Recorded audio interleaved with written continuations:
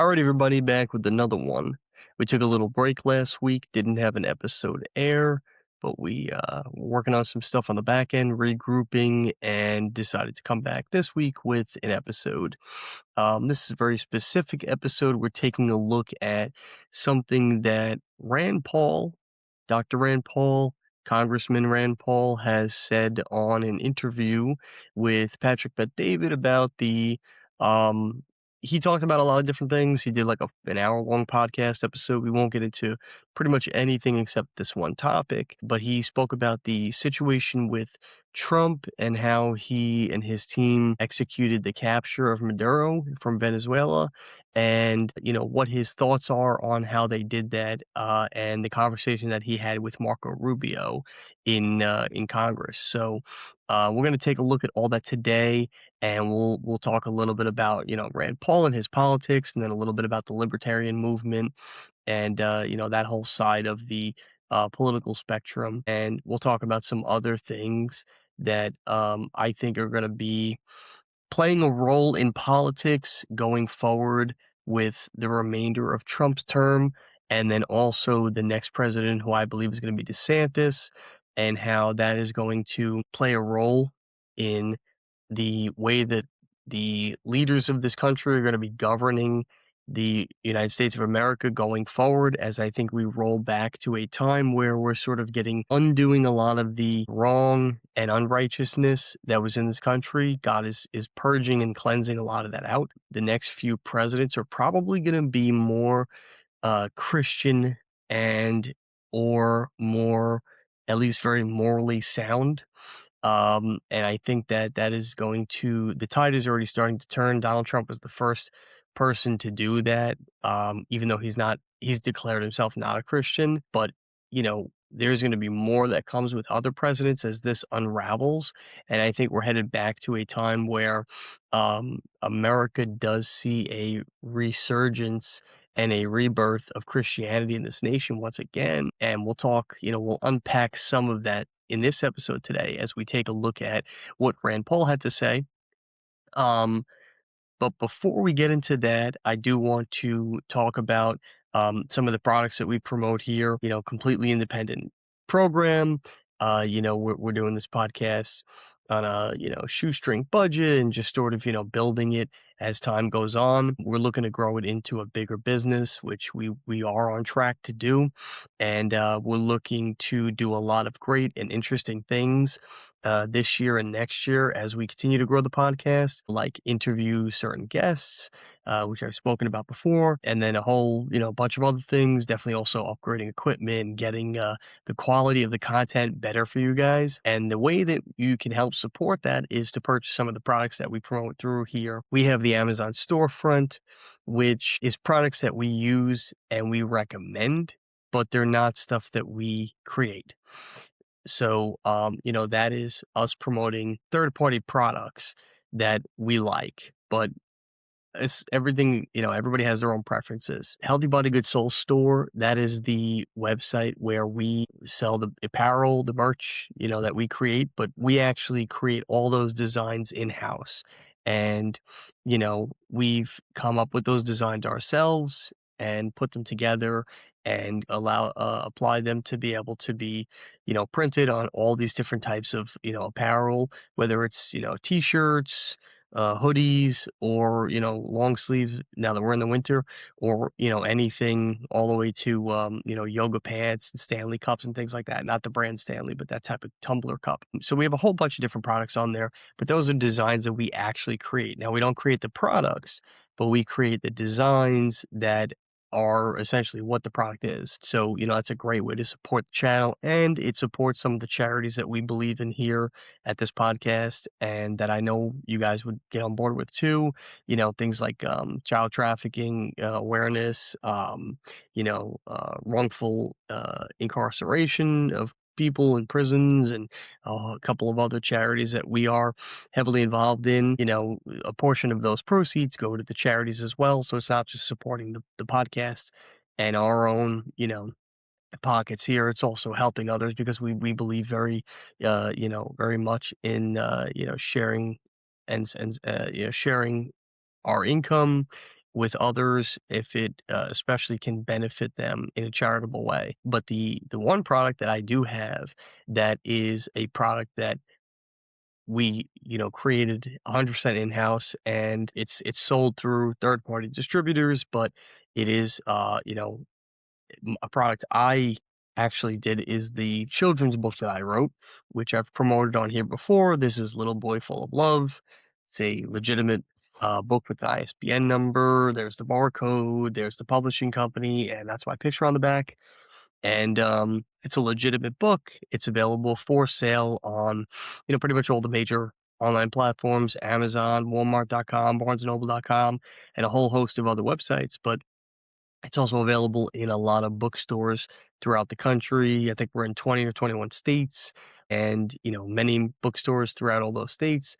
So there's a lot of places to find the physical book in a bookstore, and I always recommend supporting small business because that is a great way to help the backbone of the American economy, which is still and hopefully will continue to be small business. But I would recommend, if you can, get it from a local bookstore near you if it's at one of the stores that we have it in. If not, you could always, suggest to a local bookstore that you'd like to see that book there, and they will actually order it there for you. But if you want to find a bookstore that is local to you that has the book, you can actually go to my Instagram page. That all the information's in the the stuff for the book and everything is in the show notes, and it's on the channel main page and stuff, so you can easily find those links. But it's a great way to support the channel. So we're going to take a look at this with Rand Paul, and we're going to hear what he has to say. And I want to preface what I'm going to say in response to that, which is a bigger picture of what's going on as a whole with the libertarian movement, the Libertarian Party, as I see it. And we're going to talk about that, but I want you to understand that I'm not um, talking negatively or bad about Ron Paul. I think he's a great American. He's probably one of the best congressmen we've ever had in Congress. He's not the best, and he's not in the top tier because there were few before him that were truly great and stood out. But I like him as a congressman, and I like a lot of what he's about, and I like a lot of what he's done throughout his time in Congress. So this is not a bash against him. It's just how I see the bigger picture, in regards to what he's saying and how I'm going to disagree with some of the stuff that he is saying. But I like Rand Paul. I do, and I think he's a great congressman, but I also think he's a great person too. But even more importantly, I support a lot of what he believes and a lot of his work. And I also think his father was one of the greatest congressmen that this nation has ever seen. He would definitely be in the top tier. And he actually pioneered a lot of the stuff that we see today. I think he's in his 90s now, Ron Paul. But he pioneered a lot of the things that we see happening today. I've even made this accusation before in the past that if we didn't have Ron Paul, we probably would not have had a President Trump, because Ron Paul helped wake up a lot of the Gen X and millennial generations who were at the time younger when he was in Congress and just getting into politics and understanding all this stuff. He helped his message and the way that what he was about helped restore a lot of the libertarian mindset and beliefs that was from the founding into modern day politics at that time. And then he also helped a lot of the younger generation. He spoke to them and helped them realize and understand things about politics and about our founding, system, our governing system by the founding fathers, in a very easily digestible way that helped them understand something that was, sort of a complex system. And he did so many other great things. But he, for a guy that was much older at the time, and even now he actually had a big audience with a lot of the younger people. And he miraculously had this weird cult following of young college students, that were, interested in him. If it wasn't for Ron Paul, I don't even think there'd be a Charlie Kirk. So, he had done so many great things for the movement of, libertarianism and the constitutional understanding of the Constitution and the founding documents and things that basically made this country, and the laws of the land, the actual laws. and our rights and stuff, he really helped bring a lot of that information to the younger generation so that they would understand it again because it wasn't being taught in the schools. Maybe unless you went to like a law school and we're studying for constitutional law to be a lawyer or something. So I do like Ron Paul, I do like Rand Paul, and I'm going to disagree with some of the way that they do things. And it's probably part of the reason why Ron Paul was never the president, even though he ran like 3 times, because he's a great guy and he's really a brilliant mind and he really knows a lot about politics and he's a real true American at heart. But he just didn't have what Trump has, which is Trump is an executor. Trump is the type of guy that gets things done. He figures out a way to get it done.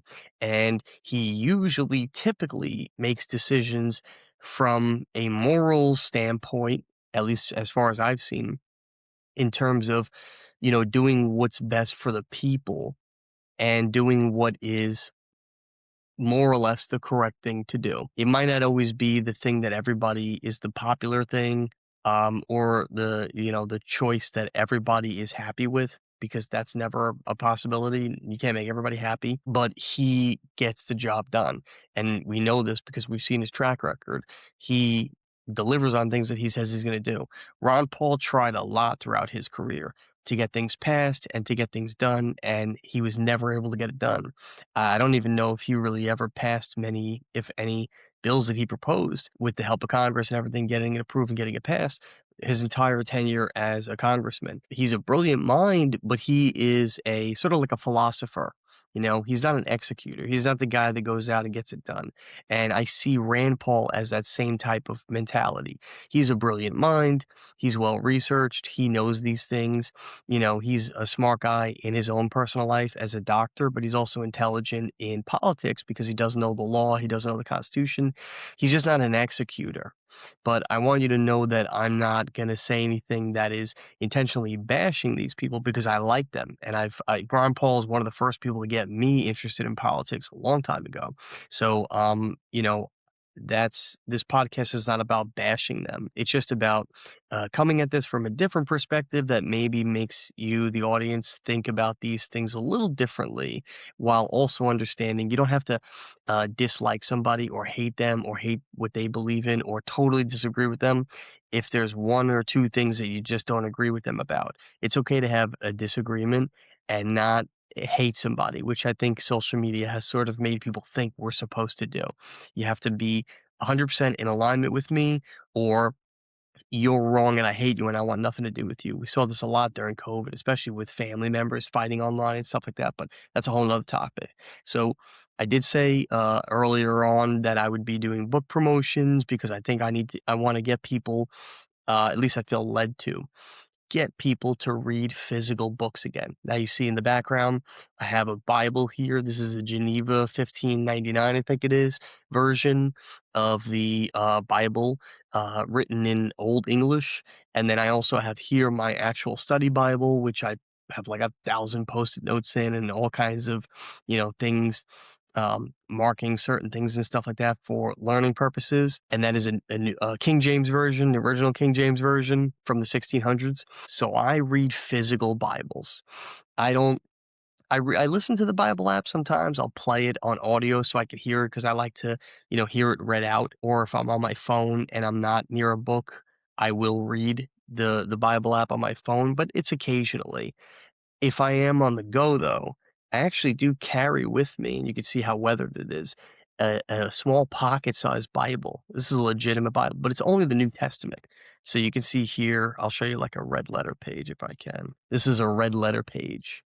So this is a page that it has the markings of the words that Jesus spoke in red lettering. That's why they call it a red letter version. But I have a physical pocket Bible for the New Testament that I keep on me as well. So I always have a physical book. And I want to promote again the youth reading physical books again. I think we've gotten to a point where, especially younger people, think that books are like ancient, sort of like the fax machine or the Betamax or, a record player, that these things are no longer needed in society. But I think books are probably going to stand the test of time forever. It's probably going to be one of the only inventions that was really old, but will still be here no matter how advanced technology gets. And the reason is because we're always going to need the written word on a non-digital copy.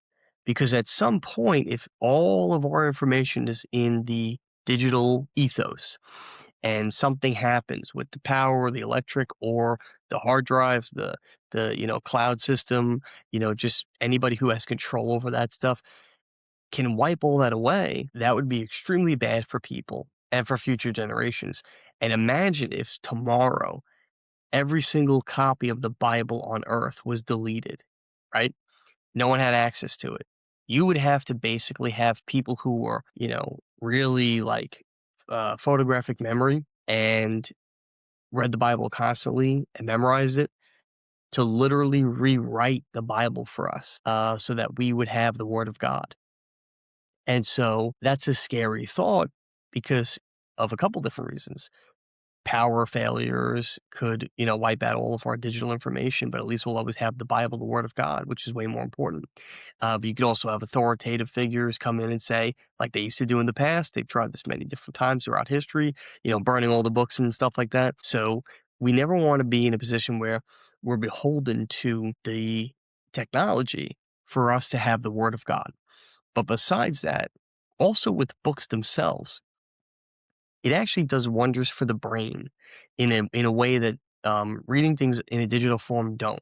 There's something about reading a physical book. Your brain actually digests it differently than when it's in digital form or when you're hearing it or watching a podcast or something. Your brain activates different parts of it, and your learning is actually increased when you hold the book, because you're adding other senses into the situation. You're holding it, you're feeling it as you're reading the words, you're smelling the printing, the ink, the pages, that whatever they're made of, whatever. All of that stuff comes in, and it actually increases your ability to memorize and remember what you read. We lose that with digital. So, not to go on a long-winded tangent, but books are so crucial and important for people to be reading. I read books all the time.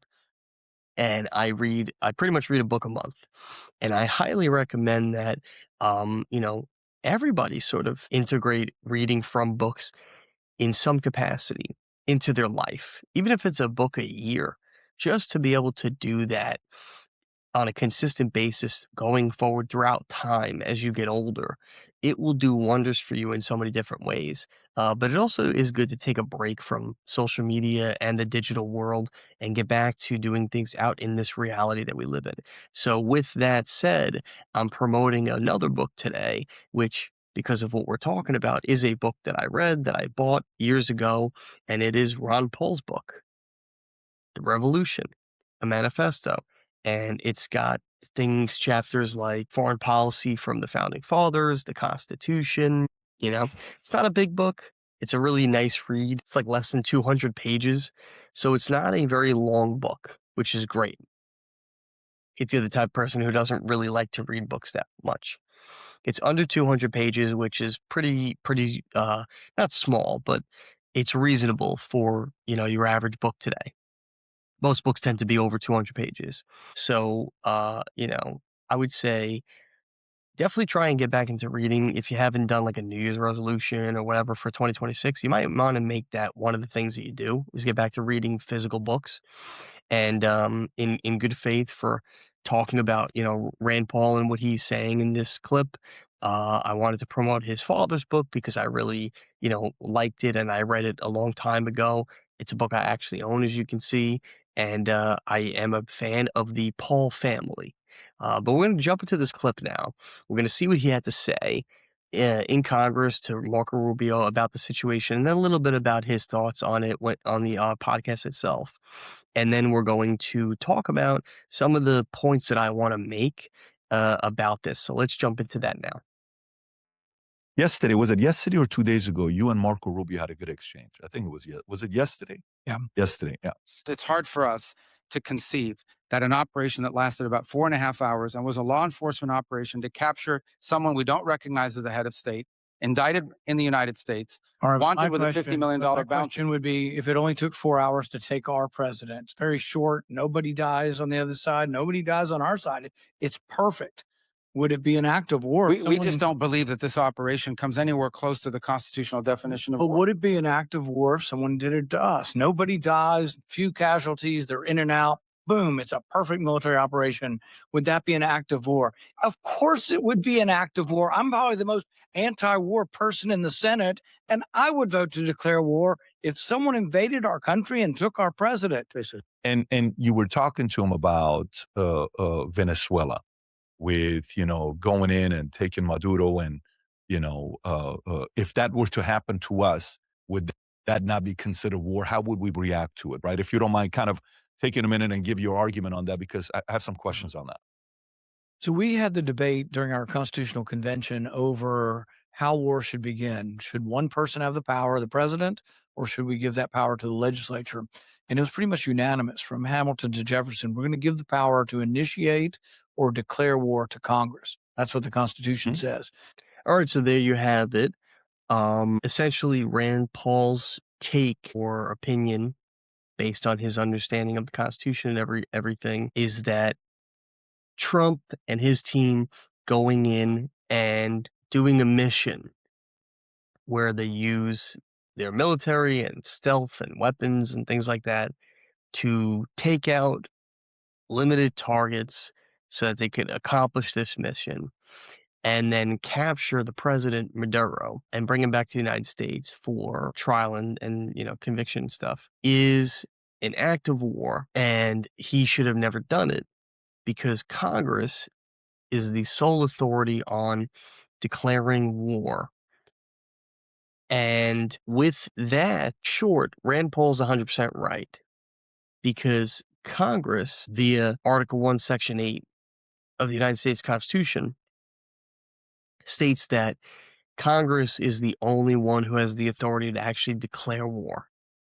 Now, we're going to break that down in a minute, but what we're going to do is take a quick look at this. Again, speaking about, physical books and stuff like that, I like to, try and do this thing where I physically show you books and not always go to a screen share where we're looking at it online. But obviously, if you want to, you could, go and, pull up the Constitution online and just take a look at it, Article 1, Section 8. But I want to try and stay in this whole theme of reading books. Oh, and if you want to see that episode that he was on, Patrick Bet-David's PBD Podcast, I think it was episode 730. So if you want to see the full episode, we're not going to watch it. It's like an hour long, but you can watch it there.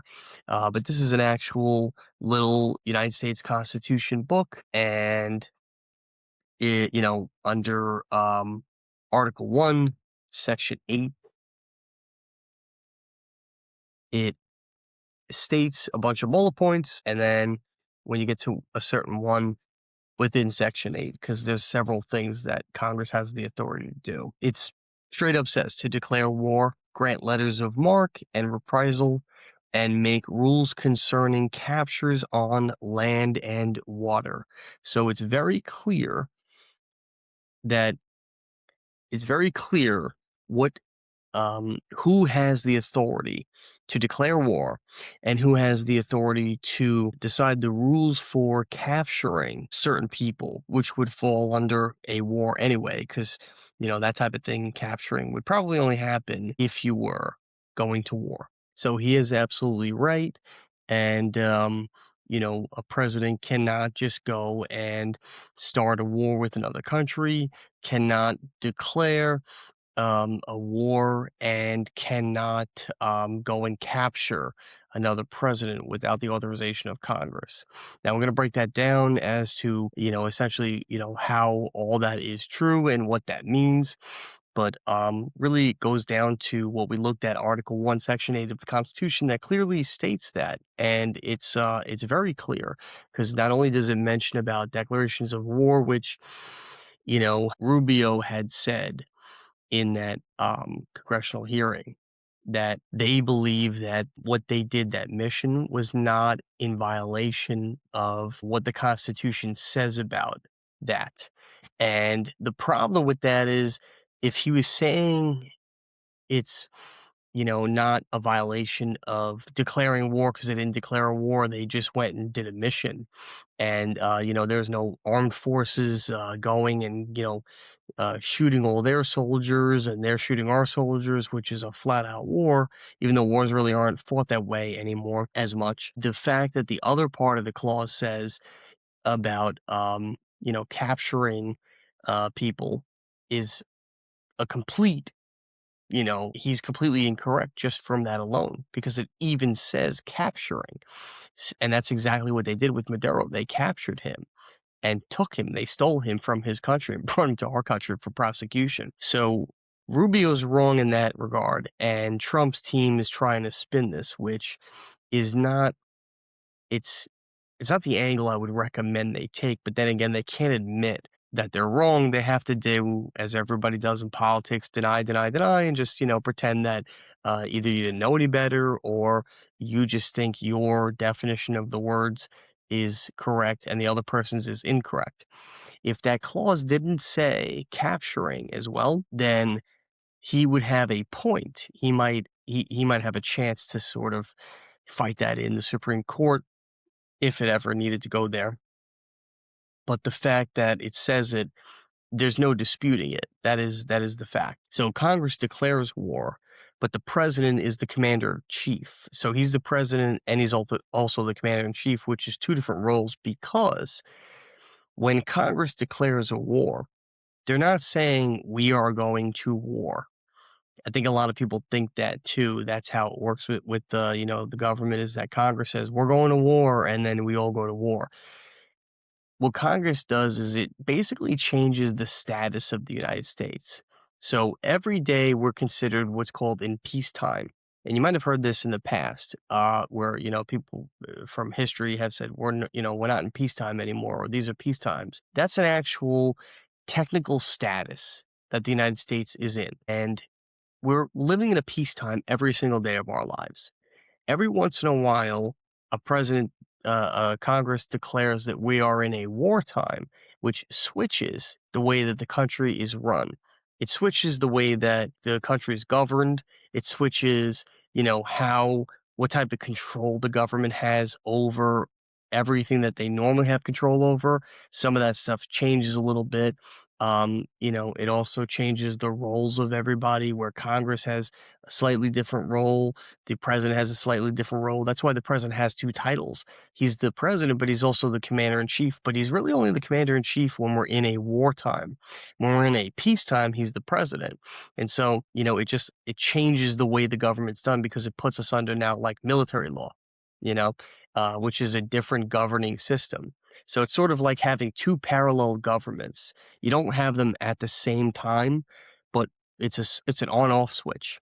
One turns on, the other turns off. One turns on, the other turns off. So it just depends on what status of time we're in. And we're always operating in a peacetime until Congress declares that we are in a wartime. They have to make an official declaration of it. And when they do, it changes the way the government's run. So Congress has been hesitant to do that because, many different reasons. Number one, it changes the way that the government's run. So Congress doesn't have the same powers that they have when we're in a peacetime, which a lot of these egotistical congressmen don't like. They want to make sure that they're in control and they have power over the president, and they don't want him to be able to, authoritatively do things, on his own authority and act like a king, which is understandable because that's also the vision the founders had. But they, I think some of it is egos. I think some of it is power struggle because also a lot of those people are in government because they seek power, and so is the president. So there's always this power dynamic between them as to who's in control.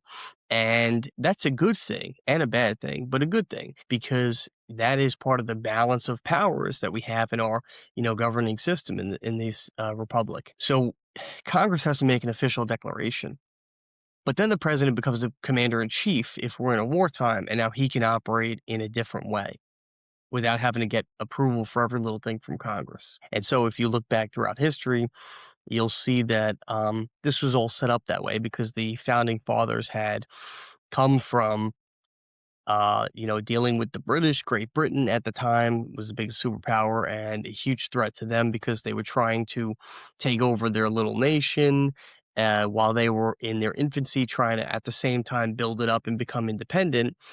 And so, even in their pre-founding documents, the Federalist Papers, the Articles of Confederation, and a couple of other things, the founding fathers essentially decided that, yeah, we don't want to give the president the power to go to war because it's hard to find people that are very noble and righteous, where they're always going to do the right thing, even if it's against their, how they feel or what they believe, because it's in the best interest of the people. And it's hard to find people who don't have big egos, especially in this, in politics game, because you're in a position where people give you power. And so it's hard when you have been given power to not use that power.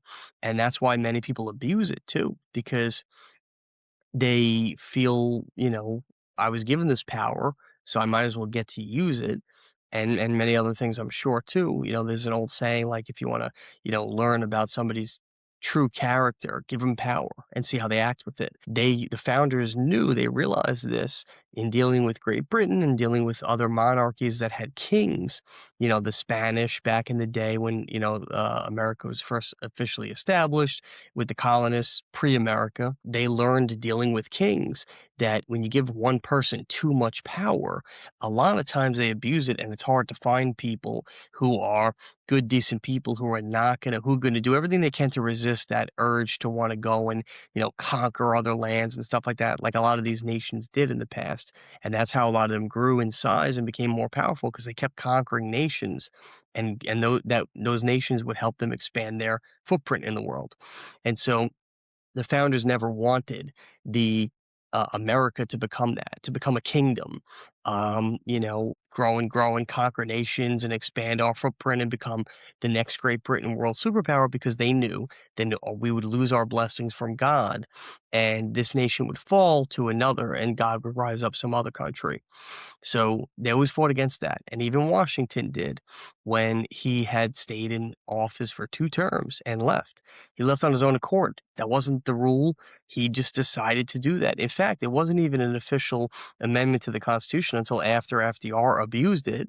Because, like I just said, people do this. They abuse power when you give it to them, where he stayed in for 4 terms. And, that had never been done before. But, during World War II, it was a war, declaration of wartime, which that's a whole nother part of it. But this is what happens. People abuse their power. And that's also part of the reason why, they established certain things, like they did the amendment to make sure the terms were, confirmed. You can only do 2 terms as a president. They also did the War Powers Act. They also did the War Powers Act in 1973, where Congress confirmed their rights based in the Constitution, that they are the only ones that can declare war. And so when you look back at history and you look back at even like just the definition, because uh, Marco Rubio said in that interview, or in that congressional hearing, that they don't think what they did was a violation of, you know, what a declaration of war is defined as in the Constitution. Well, there is no definition of declaration of war in the Constitution, because it is technically already baked into what the pre-founding documents had decided or determined what that was. And it's also found in, old dictionaries from back in those days, the 1700s and the 1800s. I think Black's Law Dictionary is a good one, and another one, Bovier's, I think it is. These old law dictionaries will actually define a declaration of war typically as when armed forces from one country is going into another country, and, creating either a hostile environment or actively attacking them by either firing on them, doing some sort of strike or something, whatever it is. It's from one sovereign nation to another sovereign nation. One is attacking another one. Now, there are certain situations where, the president doesn't have to ask for Congress's approval, and that's specifically if we're being attacked in that very moment. then the president doesn't have to ask Congress, because it also protects against the founders who were smart enough to foresee this, a corrupt Congress where they would refuse to act if America was having a downfall on purpose so that it would fail because they have interests elsewhere. This could be, like Benedict Arnold at the time, who was a turncoat. He, decided to help the British go against America, but he was on the side of America, right? And so he turned against his own people. That's where the term back in the day used to be, "You're a Benedict Arnold," meant you're a traitor. And this is why, the founders foresaw this. There could be sleeper cells on the inside, people who are part of our own government that actually want to see America fail, even though they're in the government. They're in the government for this nation, because they might have interests in another country. Maybe China or Russia or one of these other big countries is paying that person ungodly amounts of money, and they just couldn't resist, so they turned against their own nation. And so to protect against that, it's also baked in that, the president has the right to defend America if we're actively being attacked, because, we can't wait on a slow Congress to debate it, and try and come up with some, philosophical theory or some big speech in order to close the deal and sell them on going into war so that we could defend ourselves. The president has to take, has urgency. He has to take action in that moment to protect this nation, and that's his job.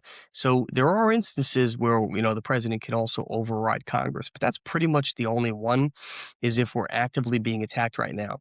I think what Marco Rubio and Trump and those people were trying to sell everybody on was that, by Maduro and his people, the Venezuelans, bringing in drugs to the United States and flooding our country with narcotics, that was hurting our people. And they were deliberately doing that to try and hurt our nation and bring us down, get everybody addicted to drugs, and, decrease the morale of this nation and make it easier for people to, come in and conquer us. That itself was an attack on America. And then he had the right to go take action. But that's not really what an act of war is defined as. That falls more under a crime. But these crimes are things that the other countries are committing against our country based on our laws. They might not have those laws in their country. And so for that reason, it's not a violation of their laws, it's a violation of ours. And you get into this difficult area where they're violating our laws, which is fine. They're a criminal, and they're, bound to get arrested and charged for their crimes. But if they're not on our soil, how do you do that? Because they're in their own jurisdiction, they're in their own sovereign nation. We don't have the right to go across their boundaries, just like they don't have the right to go across ours. But they are attacking us in a way that's non-physical, lethal in that moment, like firing a gun at us and actively killing our people. So Trump and his team tried to sell everybody on the gray area of, using, flooding the country with drugs is the same as firing on us with a bunch of weapons. And, that is an attack in their eyes against our country. And it gives him the right to imminently and actively defend us in that moment, and which is why they did what they did. Now, there's not enough there to, sell the government on that theory, because it's pretty clear what the defined terms are of declaration of war, or act of war. And they didn't have drugs back then, which is another curveball. They didn't have drugs like that back then. They had alcohol and other minor things, but they didn't have narcotics the way we have them today. So, maybe they would have built that in, but it wasn't. So it's sort of difficult. And, Trump and his team might get away with this for a little bit, or might kick the can down the road, and maybe Congress will just, let it go, because you would have to really debate that one out and come up with, a reasonable conclusion, and then maybe also add something into the Constitution that states that, this is an immediate attack on the country if another country is doing this, and then the president can override Congress on that, but that would be something that would open up a constitutional convention and a whole bunch of things. But yeah, I don't agree that particular situation is because just because somebody offers us bad stuff doesn't mean we have to take it. Now, people do take it because so many different factors, but it's still not enough because the people willingly accepted it. And that's part of the reason why America's in a decline right now. We're sort of starting to come out of it, which is good, but we've been in a decline for several decades now because the people turned away from God and because the people left their morals, left their values, stopped taking accountability for themselves, and a whole host of other things. And so we lost our blessings. And that's our own fault. We self-inflicted those wounds because we decided to, do a lot of bad things. We decided to, get heavily into sin, allowing all of this bad stuff that goes on in this country, people, having drugs, bars on every corner where people get to get drunk and drink alcohol and things like that. Pornography is rampant. I think the main porn ones, I don't want to say the names, but there's some of the highest trafficked websites in the world, as high as like an Amazon or Google, which is insane. But that's the type of stuff that we allowed in this country. So our country's moral decay has put us in this position, you know. And Trump is probably gonna have a hard time selling everybody on that. But it's clear he's not allowed to go into a country and capture another president and do that. Now, his argument was also that Maduro was an illegitimate president because he stole the election, which may be true. But the problem with that is it still doesn't negate the fact that it's not written where, you know, the if the president does what Trump did with Maduro, it's not written in a way where it's going after another president or going after another individual. It's an attack on the nation, on the sovereign nation, which is a nation of its own borders that they're declared their own country. That's really what it is. It's on the nation itself, not the president or the corrupt politician that was in office. Because then we can go around the whole world and just start picking people off and saying that they were illegitimate, they, did the wrong thing, whatever. And then vice versa.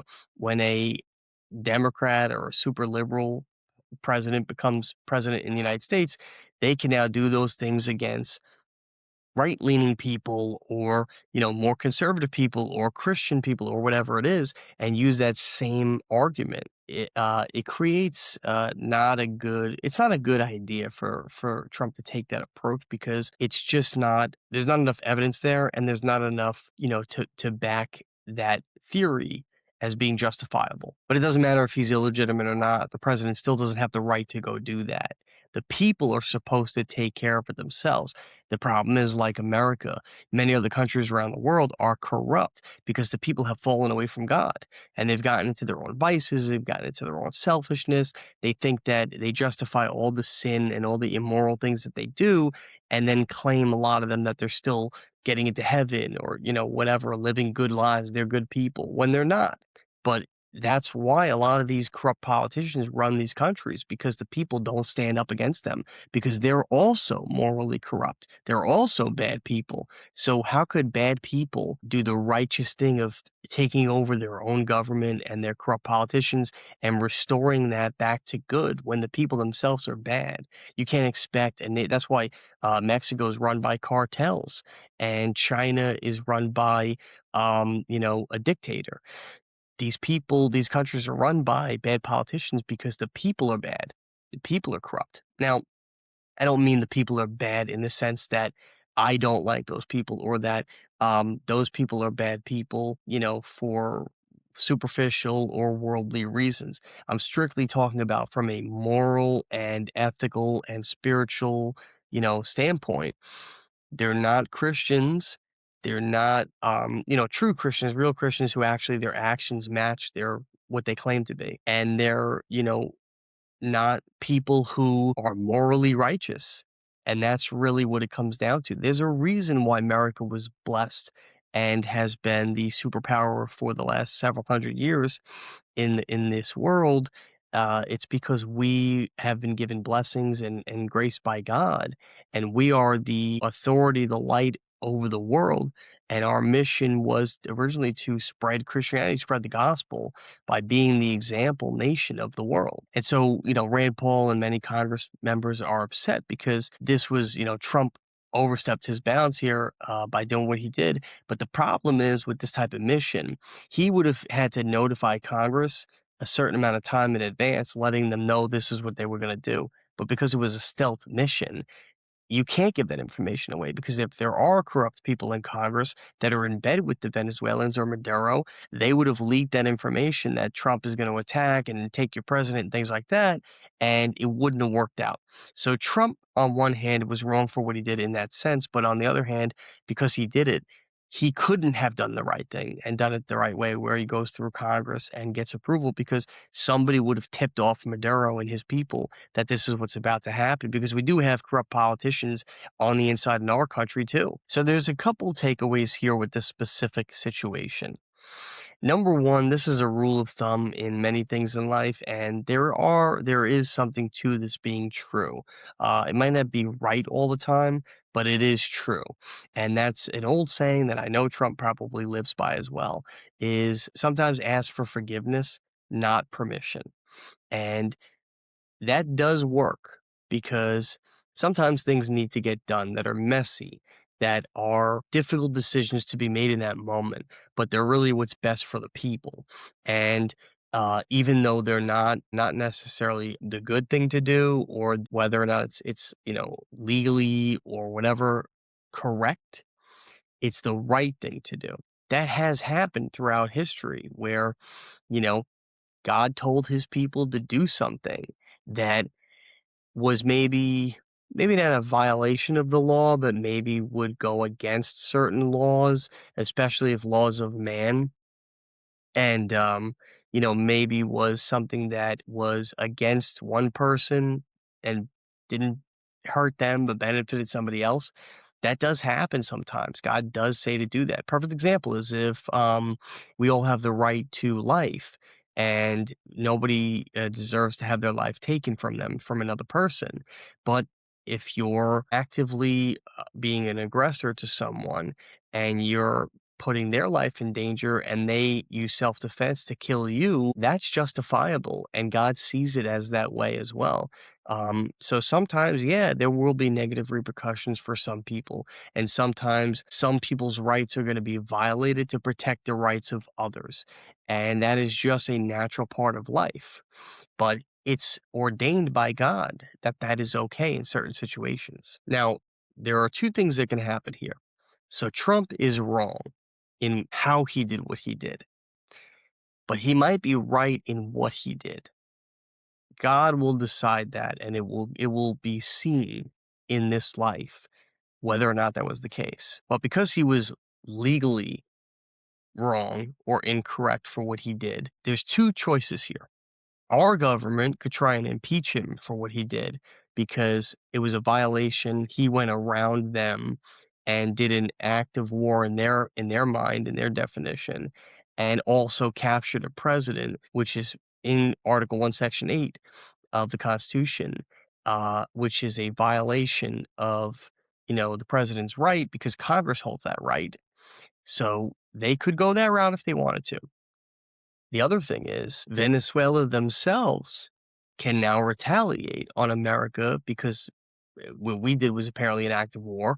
They can now go to war with us, and they would be justifiable in doing so. But I've said this in the past, and this stands. In every war, there's always one side that is wrong and one side that is incorrect. There might be both sides that are incorrect. Like, there could be a war with two countries between each other, and they're both immoral countries, and they're both bad people, and they war. Somebody becomes the victor and wins. Somebody becomes the loser and loses. But there's always one party that's wrong. In a morally righteous war, let's say with Christians, where there's one nation, it's a Christian nation, and another nation is not. And the Christian nation is being led by God in this scenario. The Christian nation is correct. they're right, and they are the ones who, what they're about to do, go to war with this country, they're morally justified. So God will bless them, and they will be spared. The side that's wrong will be cursed and punished, and, the outcome won't be good for them. And so that is the case. But in every war, there's always one side that's wrong, no matter what. There could be two sides that are wrong, but there can't be two sides that are right. That's not how wars work, because God allows one side to prevail. Now, there could be a feud where both parties agree to disagree and they come to a reasonable conclusion and they walk away, choosing peace over war.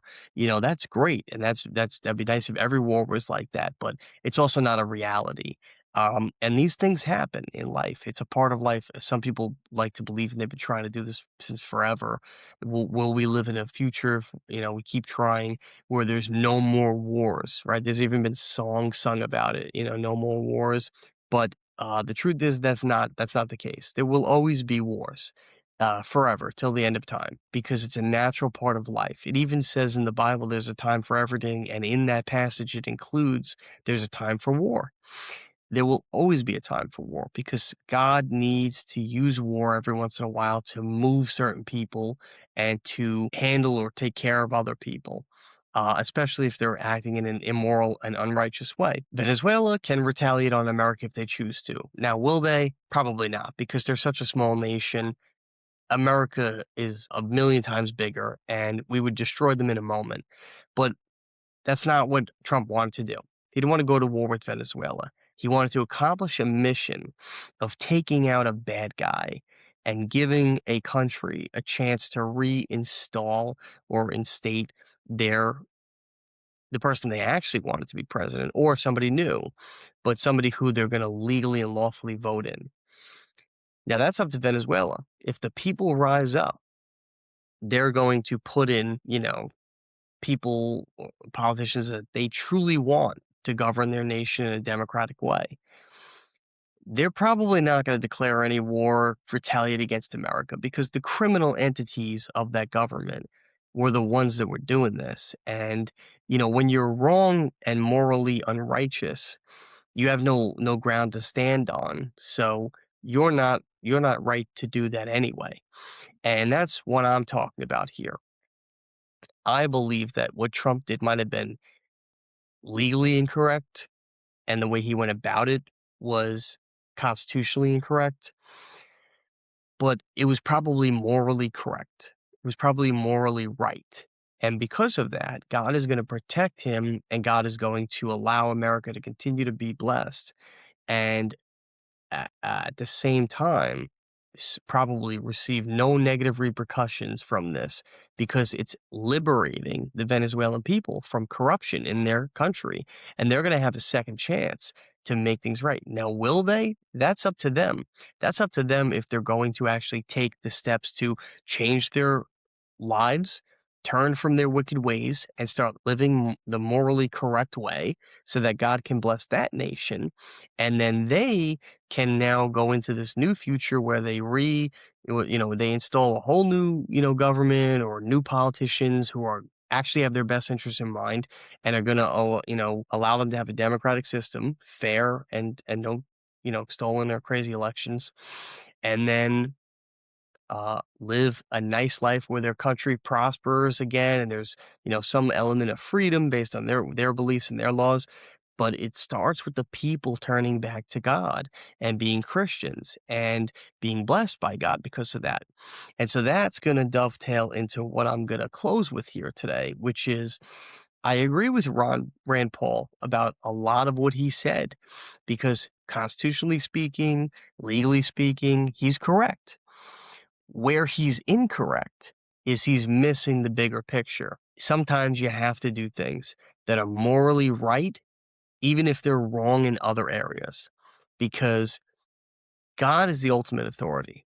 We create all these laws and all these constitutions and these rights and this and that, but you forget God granted us those rights, and that's actually in our Constitution.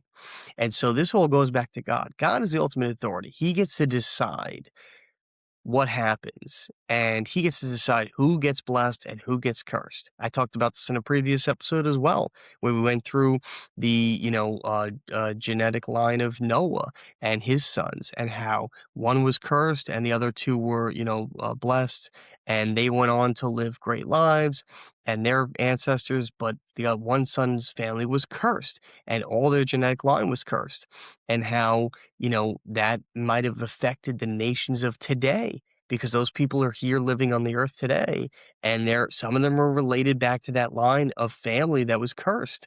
And so, God will curse certain people and bless certain people. And it doesn't matter about our laws. It doesn't matter about our quote unquote rights through our constitutions that we created. um, the ultimate authority is God, and He's going to do what He wants when He wants, regardless of the laws that we make up, because we're not in charge. And a lot of people think that's not fair, because we should have say, we should have freedom. And this is a common fallacy with the libertarians, which is what I want to get into with this. Ron Paul and people like him, they're very libertarian minded.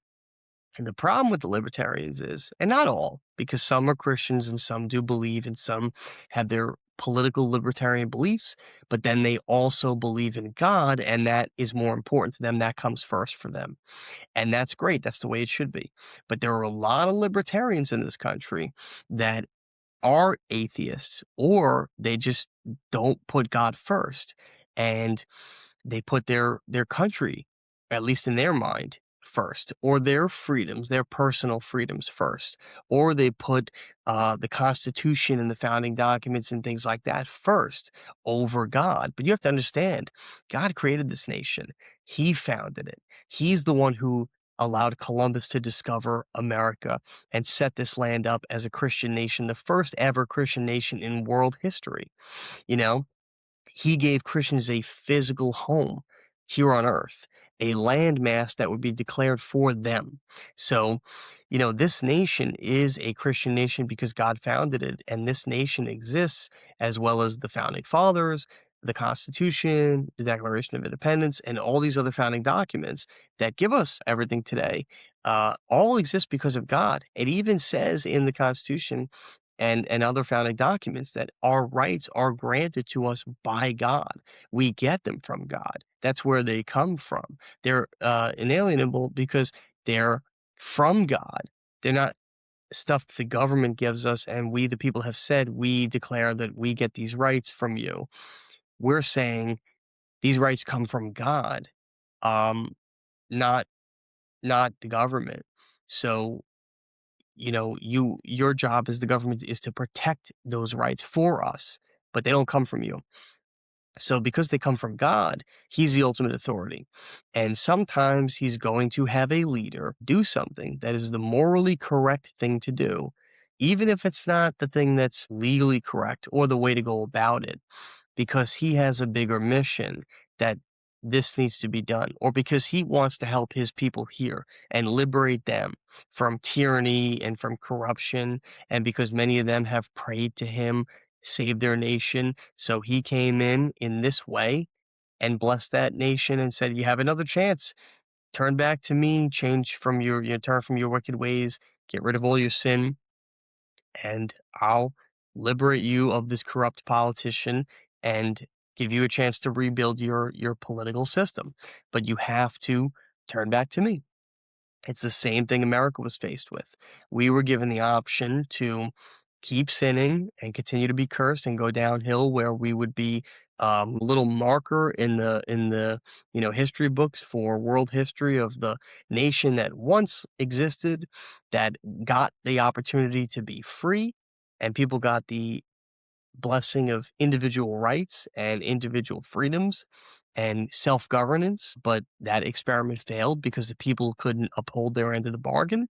Or we'll continue on to be a great nation and a light for the world to see as an example of what a nation should be and look like, and what its people should look like and how they should be.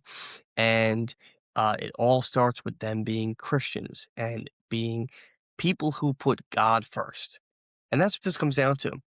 And so a lot of libertarians and certain conservatives and Republicans they do this thing where they put, they're all about their stuff. You go to their house and they have a plaque on the wall that says, "These are my rights," and from the Constitution, or it's like a painting of the Declaration of Independence. So they got their little United States flag out front with their Gadsden "Don't Tread on Me" flag next to it, and they got their guns, and they're like, "These are my rights," and I get all this stuff, and it's all this like take selfish mentality, but they don't put God first, and it's ridiculous because without God, they wouldn't have any of that stuff. We wouldn't even have a nation if it wasn't for God. So I think that's the main thing that the libertarians miss, is that they just constantly miss God comes first, and the decisions he makes for us and for the whole world are always the right decisions, even if they contradict the stuff that we put in place as humans. So, was Trump right for what he did? No, legally he was not. He was wrong for what he did. Was he morally correct? Maybe, maybe. And time will tell. If this backfires on him, he did the wrong thing. But if it doesn't, and then the nation of Venezuela rises up to be another great nation, and we see a rebirth and resurgence of Christianity there, and their governing system goes back to being a democracy and people have freedoms again, then what he did was the morally correct thing to do, regardless of what the politicians in America say. So that's something I wish the libertarians especially, but a lot of conservatives and Republicans as well, would keep in mind. You got to come back to being a Christian nation, which means its people have to turn back to God. And then you could have all that other stuff. You could be pro-gun, and you could be pro my rights, and you could have your little Gadsden "Don't Tread on Me" flag. But you got to put God first. And he's always right. So if the decision is made to do this, and Congress should see this too, because it's also a power struggle with them, but they should see this too. Is what he did morally correct? Is it going to liberate a nation and its people and give them a second chance at freedom and a second chance at, um, you know, turning back to God and becoming Christians again? If that's the answer, yes, then you have to look at that and say, um, then we support him and we will make this an official, you know, whatever declaration of war, or we'll just approve what he did and say it's okay and not fight him on it. I think some of these politicians put politics first before God. God comes first. And Christians are the ultimate authority in this life because we are God's people and we speak to the non Christians on behalf of God because they don't have a relationship with him yet. So we are that representative of him to them. We are the final authority on this earth for, uh, you know, global things. But we answer to God. So he is the ultimate authority, but are the authority here on earth. And so Christians do get to ultimately do certain things because we're representing God here on earth. And whether or not those decisions were correct will be decided as to whether or not those people will be cursed or blessed. And that's how you will know the fruit of that decision. So that's pretty much it. I did also want to add in one more little fact. The last time Congress declared war, declaration of war, and approved the president to, go to war and do the acts that they did was World War II. That was the last time. That it was officially we were in a state of war and not a state of peace, and everything changed in the government the way that it needed to be run in order for the, president to have the powers he needed to win the war. And this is why they, feel this way about a lot of the stuff, is because during that time, it changed the governing system. It gave FDR more power and different types of powers that he didn't have as the president, but he did have as the commander in chief. So it changed the dynamic of things, and that's why he stayed in for so long, and he had all these powers, and his popularity started to wane towards the end because people realized he was taking that power from one point where they were all for him as being the leader this nation needed during that time, to now they started to see him abusing the power. So anyway, that's that. But all those other wars, Vietnam, Korea, war in Iraq, Afghanistan, all of those wars, none of them were approved by Congress, yet we fought every single one. Now, a lot of those wars were not justified. A lot of them were not morally correct because those were the government trying to take power and spread, conquer the world and do all the evil things that other nations had done that fell before us. So those people didn't do the right thing. And that's part of the reason why this nation was cursed and its politicians. But in this case, Trump seems like he's doing the morally correct things. I guess we'll see. Time will tell. Just key takeaway, put God first. See if an action or a decision is morally correct. Is this going to benefit people? Is this going to be something that helps people be liberated and brings them closer to God without killing them and sending them to heaven? If that's the answer, if the answer is yes, then you might have to rethink whether or not it's important if something's legally correct, as long as we're doing God's will. And it's hard because that area is not always clear. And sometimes people might act like they're doing God's will or they're coming from good intentions. And the old saying is the road to hell is paved on good intentions. So there is that fine line you have to ride. But sometimes you got to take a step back and say, I need to be for this, even if I don't agree with it, because I think that this is God's will.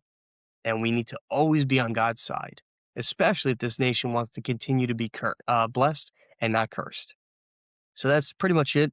That's my analysis on this, and I think it's important because we're gonna see how things unfold over the rest of Trump's term as to the decisions he's making now, whether or not these decisions that God backs, and if so, nothing will happen to him. He'll continue to be blessed, and he'll continue to dodge everything that he's been dodging. And if not, he's acting on his own accord, and he's getting drunk with power, then he will fall, just like many great leaders before him.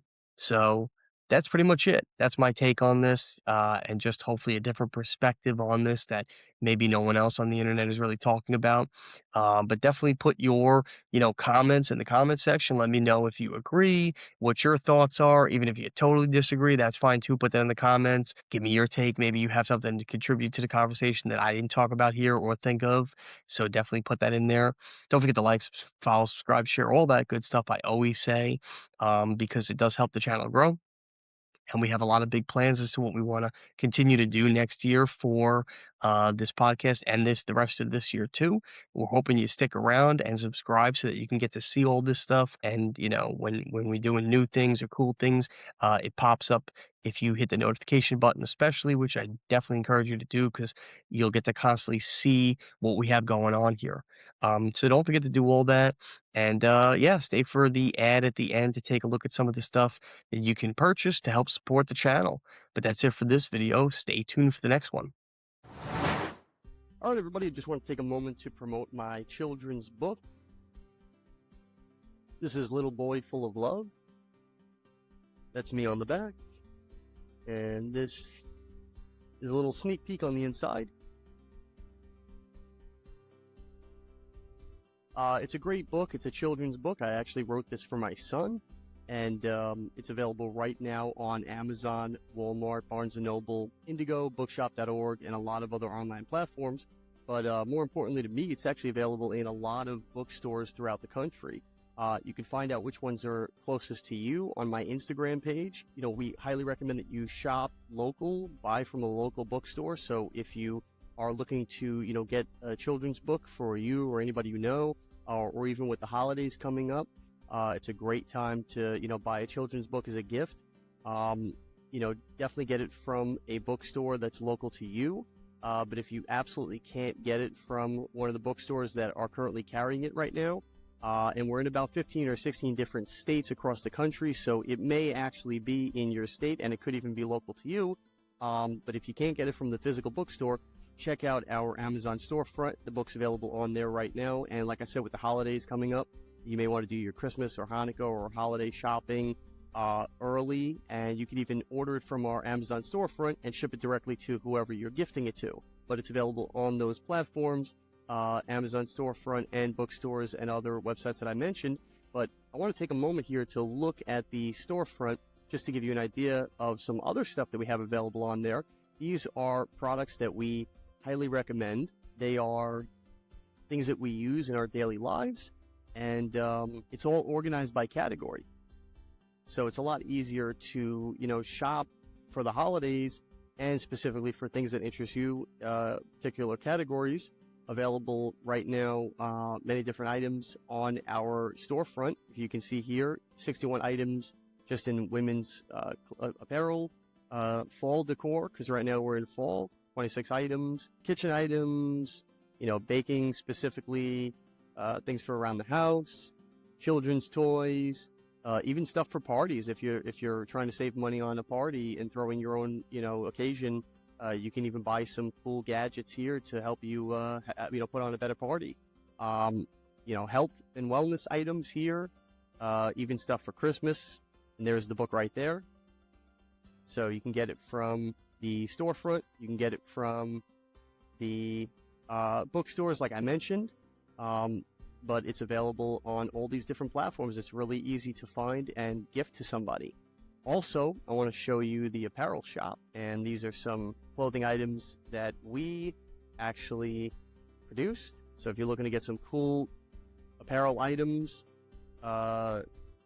shirts, hoodies, long sleeve, short sleeve, leggings, even accessories, cell phone cases, women's makeup bags, fanny packs, coffee mugs, all different types of stuff, even some, art, all different categories here, apparel, homeware, accessories, drinks, even digital items.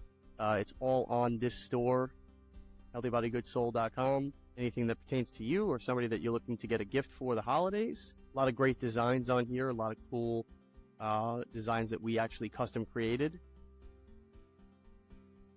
Stainless steel water bottles, especially now with the fall and winter. A lot of cool hoodies and long sleeve shirts. This is a really cool one, I think, for women.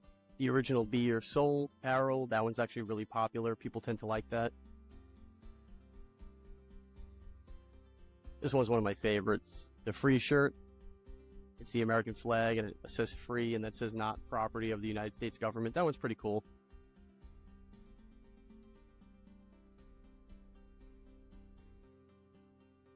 Got all different types of tank tops, hoodies, long sleeve, short sleeve, tote bags, coffee mugs, even some items for kids, backpacks. So if you're the type that likes to, plan ahead, I would definitely recommend ordering from the Amazon storefront or the apparel shop within the next couple of weeks to get everything in time for the holidays. Use code SAVE15 on the apparel shop to save 15% off everything on the storefront. So order within the next week or two and you'll definitely have everything in time for the holidays. Definitely check out all the links to everything, the Amazon storefront, the book, and the apparel shop in my bio on all my platforms, Rumble, YouTube, Instagram, Spotify. But you can also find them in all the show notes for every episode that I post and get all your orders in time for the holidays. All right, that's it for this video. Don't forget to like, follow, subscribe, share, all that good stuff. It helps the channel continue to grow. And put in the comments things that you would like me to talk about and make videos on for the future. And I will definitely do my best to do that. Stay tuned for the next one.